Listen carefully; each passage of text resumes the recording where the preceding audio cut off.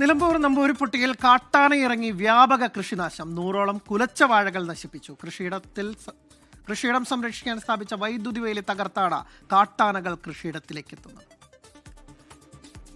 ചാലിയാർ പഞ്ചായത്തിലെ നമ്പൂരിപ്പൊട്ടി സ്വദേശി നാലകത്ത് സിദ്ദിഖിന്റെ വാഴത്തോട്ടത്തിലാണ് വ്യാപക നാശം. കുലച്ച 100ഓളം വാഴകൾ കാട്ടാന നശിപ്പിച്ചു. കൃഷിയിടം സംരക്ഷിക്കാൻ സ്ഥാപിച്ച വൈദ്യുതി വേലി തകർത്താണ് കാട്ടാനകൾ കൃഷിയിടത്തിലെത്തിയത്. കാനക്കുത്ത് വനമേഖലയിൽ നിന്നാണ് രാത്രിയിൽ കാട്ടാനകൾ ഇറങ്ങുന്നത്. കാട്ടാന കൃഷിയിടത്തിൽ ഇറങ്ങിയ ഉടൻ വനപാലകരെ വിളിച്ചെങ്കിലും നടപടിയുണ്ടായില്ലെന്ന് സിദ്ദിഖ് പറയുന്നു. സംസ്ഥാനത്തെ മികച്ച കർഷകനുള്ള അവാർഡ് നേടിയ സിദ്ദിഖിന്റെ കൃഷിയിടത്തിൽ ഒരു വർഷത്തിനിടെ 500-ലേറെ നേന്ത്രവാഴകളും 1000-ഓളം കപ്പയും കാട്ടാനക്കൂട്ടം നശിപ്പിച്ചിട്ടുണ്ട്. 24 മലപ്പുറം.